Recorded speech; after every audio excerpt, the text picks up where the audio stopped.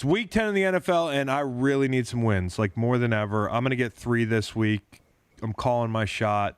Babe Ruth. Didn't Babe Ruth call his shot, Stanford Steve? He did. Somebody else. He did. Okay, good. I'm Babe Ruth in this week 3 times. Also, postponed is the new in vogue thing in college football. I'm really bummed about Bam LSU. But what did you expect? And our now respectable joint bank account gets some help from the Sanchez, Mark Sanchez. Let's get it going. How bad, very nice. Tell me please, what's the deal with this bad blood? It's getting hard to conceal. Hey, I'm Chris Long. This is the Green Light Gambling Show presented by DraftKings. And as always, I'm joined by Stanford Steve. How are we, Steve? You got a red background. That's not your room. Where are you right now? I am in Las Vegas, Chris. Scott goes to the Masters for a week. Credentials are tight down in Augusta. Daily Wager, new show out here, studios in Las Vegas. So I come out here for the work week. The creds are tight in Augusta? Oh, yeah. Oh, yeah. They must be tight. Jeez. Yeah. Yeah.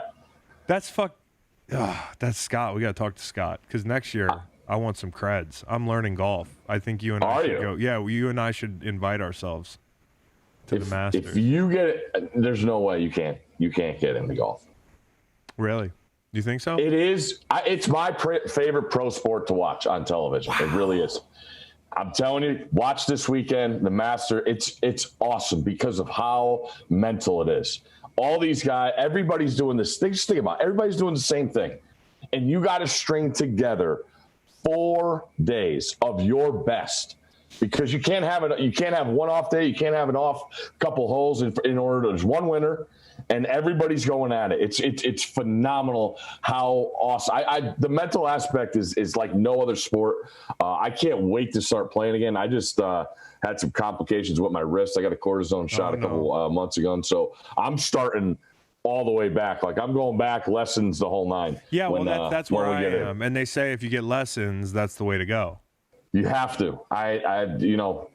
Being the former athletes we do suffer from declining athleticism, as you coined the phrase. No such thing as being a former athlete, Steve, in my book. Okay. Well, some of us used to play college. Some of us used to play professional. Don't think you could just teach yourself. No fucking way. No way. I'm terrible at it with the times I've tried it. And I used to like to ride around in the golf cart and drink beer. And I'd like to do that with actually a decent golf game. So that's the only difference. There you go. And maybe there's the motivation. Next year, maybe I'll be at the Masters. Yeah, and in golf, there's no blaming it on anybody else. It's just you and the ball, right? Thanks. Which is beautiful. Yeah. So, and there's always a 19th hole. There is the 19th hole, like, what is that, a golf term? Yeah. What does that mean? Yeah. It means go have drinks at the 19th hole. Oh, get drunk. Yeah, I could do that. Get drinks. Get drinks. Oh, yeah. Get drinks, not get drunk. Okay, got it. The thing about guys in golf, the amazing thing to me is how all these guys get hall passes to go play golf. Like, I have buddies that are like, we're playing golf again today. I'm like, holy shit. Like, your wife knows that just means you're getting blackout. Like, if I said I wanted to go to the bar and belly up to a bar, my lovely wife, Meg, she's cool, so she'll let me every now and again. But if I did it every weekend or like twice a week, she would be pissed at me. Yeah, those are 5-hour clips too. That's the tough throw. I think you would be a very good 9-hole golfer. I'm probably more of a 9-hole guy. Yeah, that's what I was thinking. That's good. I'm pegged. All right, so we're not going to recap my performance last week. Let's talk about you, Steve. 2-1 in the NFL, in the black for the season, and 2 great college picks. Oklahoma all day long over Kansas, and actually you had the over, huh? Over in that game. Yeah. And then Notre Dame money line. So Steve, we're still riding that one, baby. Yeah, that was a good one. And then that was a good one. Big tip of the cap to you. This week is going to be different, buddy. I wish you well, but I'm going to clean up my mess. All right. Well, if you didn't have a mess, you wouldn't have to spend time cleaning it up, bud. Yeah, that's a good way to look at it. Dad? All right, so let's do our week. What week is it now? Week 10 picks. 3 apiece as we do every week. Let's go alternating. I'll give you my most confident. Give me the Birds Give me the Eagles this week. I know that people are like, look at this fucking homer. But the Giants are missing dudes. The Eagles, the first time they played the Giants, they gave up like an 80-yard run to Danny Dimes, and they also gave up a big shot early at the 50, I believe it was, to Golden Tate, who's not playing this week. These things, you just can't count on them happening again. I think the Eagles' defense is going to be revved up, and I think Carson's going to, one of these weeks take care of the football, and guys are starting to get healthy. Give me the Eagles this week. They're slight favorites, about a field goal. All right, I'm two of mine are at primetime games. Sunday night, Ravens. We talked about, or there's been plenty of talk about Lamar going on Rich Eisen's show with the play calling and all that. And then Greg Roman came out today and said he totally acknowledged it. Yeah, teams are going to do it. But I don't know, Chris. To me, I wasn't a defensive guy. You were. That's what defenses do. They talk constantly because they have to communicate. And yeah, if you come out in a formation or the back is they name every backfield. Don't you guys name, hey, it's a king set or queen set. That's part of the defense. Yeah. And also I think maybe he's hearing a lot more because there's no fans in the stands. That's a great point that you made. The ability to hear the other side of the football. Like these are things they were saying and communicating last. Like I would be in games and we'd have bird rabbit tells, which is run pass. That's elementary. Yep. Every team has that. And Lamar mentioned, they're calling out run sometimes. I'm like, dude, I've done that 1,000 times. I do think Greg Roman's offense, eventually he's got to hit the curveball a little bit here and throw in some other wrinkles because, it's the way it is. Like with anybody that sets the league on fire out of nowhere, like Lamar did last year, there's going to be a correction from everybody around the league. But to cite, hey, Highsmith, the Steelers dude who had the pick against Lamar, like he said after the game that he knew the play was coming because he fucked it up in the first half and he was going to drop deeper in the second half. Like we do that stuff every game. Like we adjust. Yeah. If I see power the first time and I'm heavy or something and get pushed out of my gap, like the next time I'm going to try to be better. Or if I see, a tackle, a protection that I failed to take advantage of, like, a guard pull protection the first time and I have the key the second time and then I go beat the guard and I'm expecting him, that's just being a good football player. So I'm not going to go off of like, well, this guy had this quote and then a safety from the Bengals said this and that's why Greg Roman has to evolve. Lamar has to, from a pocket passing standpoint, evolve a little bit. Now they're going to have to meet halfway to do that, right? Lamar's going to have to do certain things and they're going to have to do certain things. DaCosta, if they so choose, is going to have to give him more weapons on the outside and maybe Greg's not the answer. I thought Greg is the thing that unlocked Lamar's greatness, but now I'm being told maybe not. Yeah, so with that, I think Roman's curveball could come this week. I watched that Patriots-Jets game, and the Patriots secondary is supposed to be their strength, and they got torched by Joe Flacco and some guys that, aren't really household names. So I think it's a perfect recipe. I think New England's going to start a little bit of a decline here. So I'm going to take the Ravens and give the points with Baltimore Sunday night at New England. I like that a lot. And depending on how Sunday goes, I might be on that too. All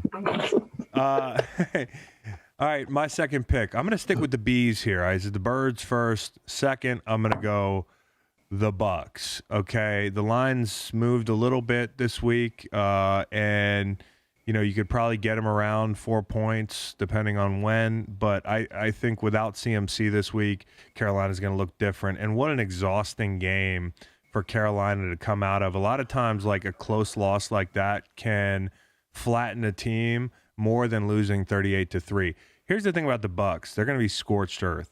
Okay, like a lot of people are writing them off. I'm not doing that. I just learned my lesson with the team on the other side of the field, the Saints. I talked about that this week. We wrote the Saints off in a lot of ways. They look like contenders right now, don't they? The Bucks are not out of this thing because they had one really bad night. We went back and looked at a bunch of worst Super Bowl team losses. There are many. And when you look at that list, including Tom Brady teams like the Kansas City game in 2014 where they lost by like 30 points on the road at Kansas City, like this shit just happens. So give me the Bucks to be angry and get on the right track again, and I'm not writing them off.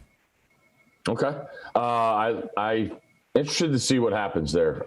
We talked about my love for Joe Brady last week, so as long as Joe Brady's calling plays, I think they're dangerous, man. They really are. And Teddy's doing a good job not turning the ball over.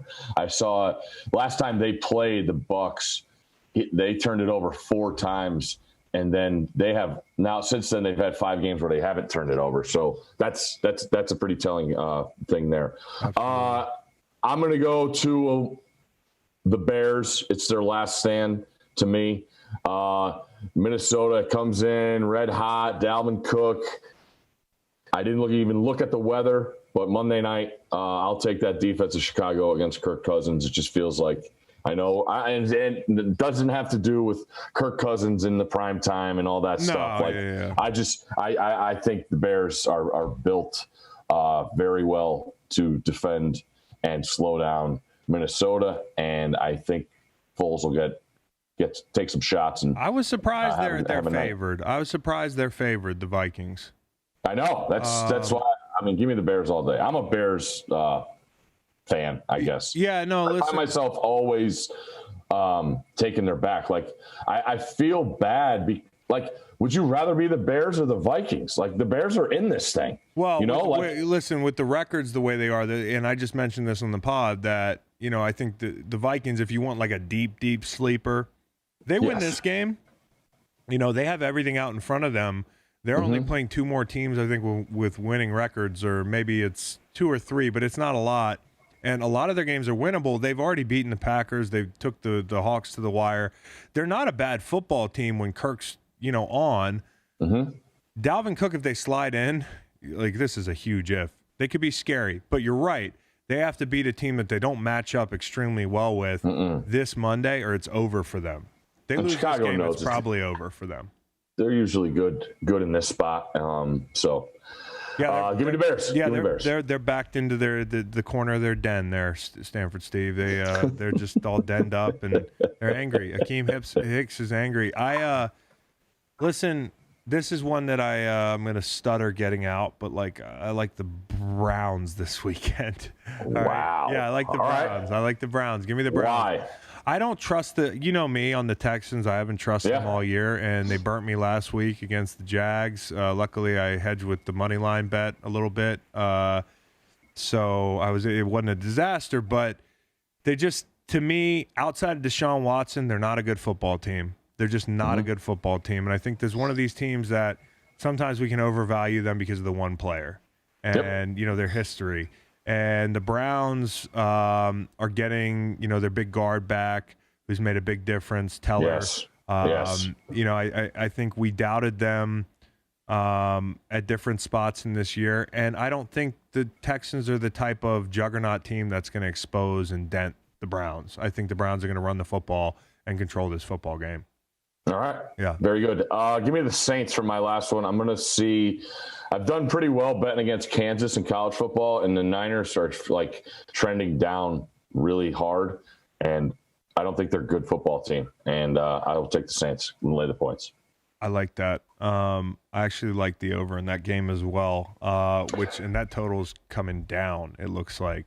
Let's go college game of the week. Is it you betting against Kansas? Is Kansas playing this week? Kansas is off this week, Chris. Oh, fuck. You got to pick somebody else. Yeah, that's a tough one. All right, let's do an underdog.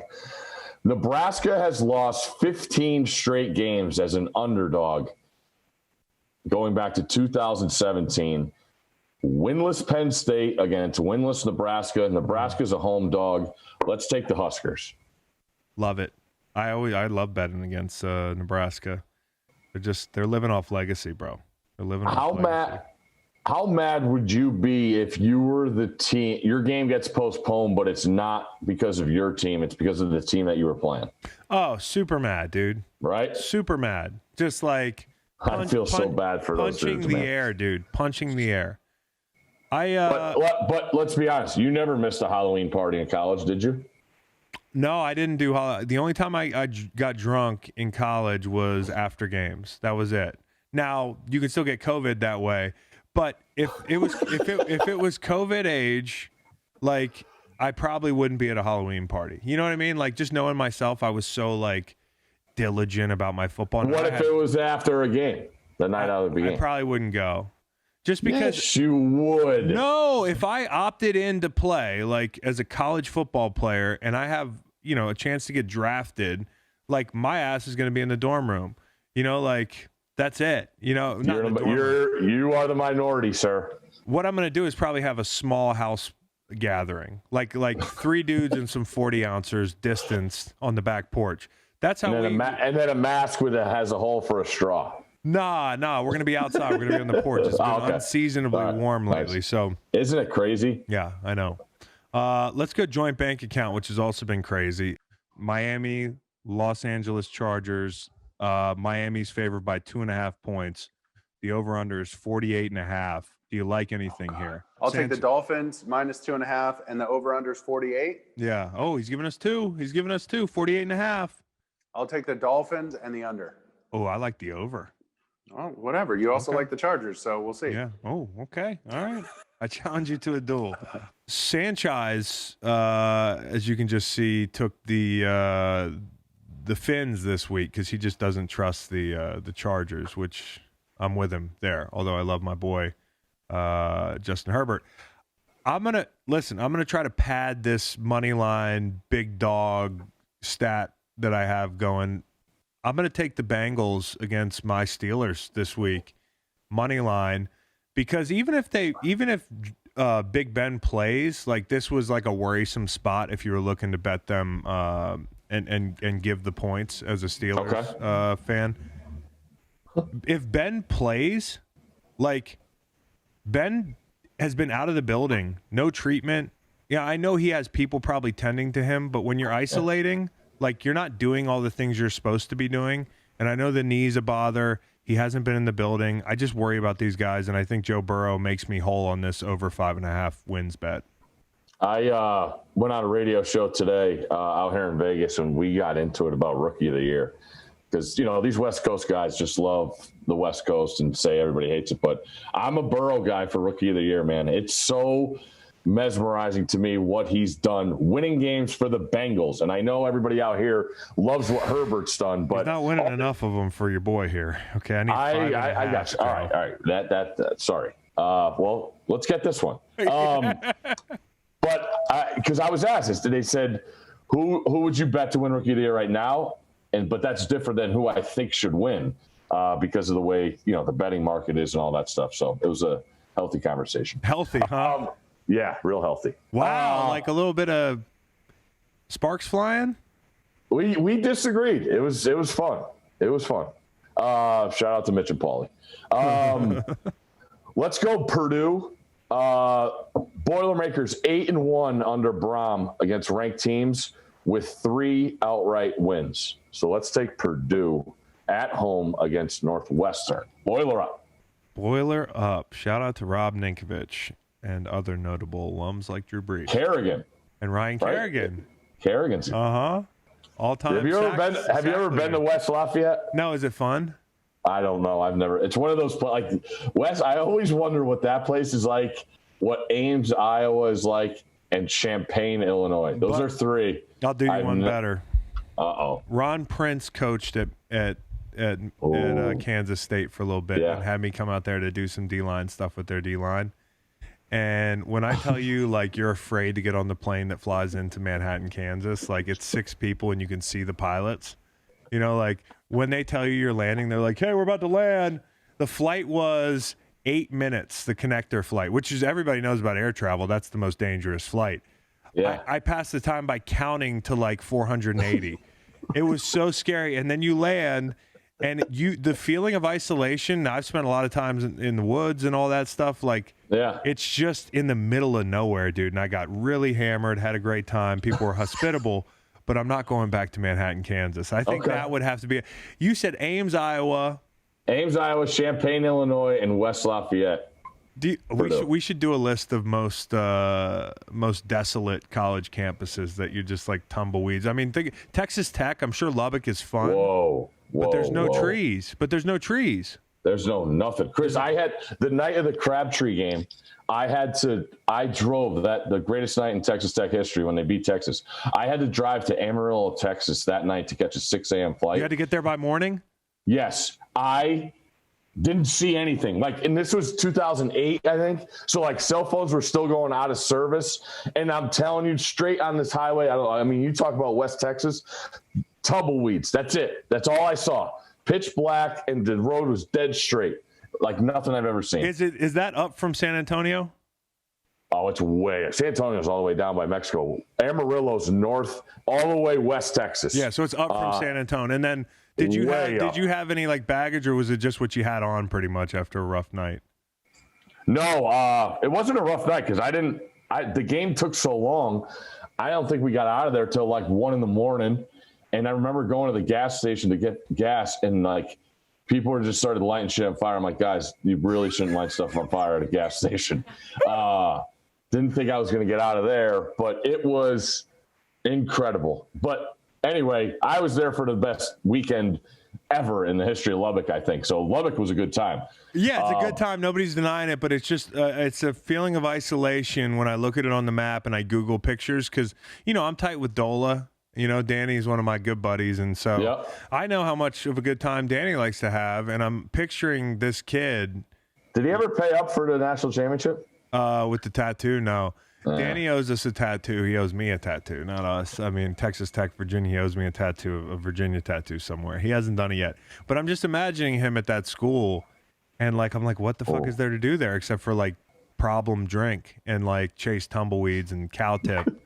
Which I would advise against doing. It's mean to the animals. Okay, so that's all we got. We've done the joint bank account. College game of the week one more time. Nebraska. And then I gave out my 3 Bs, and Steve, he's on a roll right now, so just go with him until I stabilize this thing. That will do it. Check out the regular Greenlight podcast, which drops every Monday, Wednesday, and Friday. Comment, subscribe, all that stuff that you guys do in the podcast world. Be safe and have a great weekend, everybody. Stanford Steve included.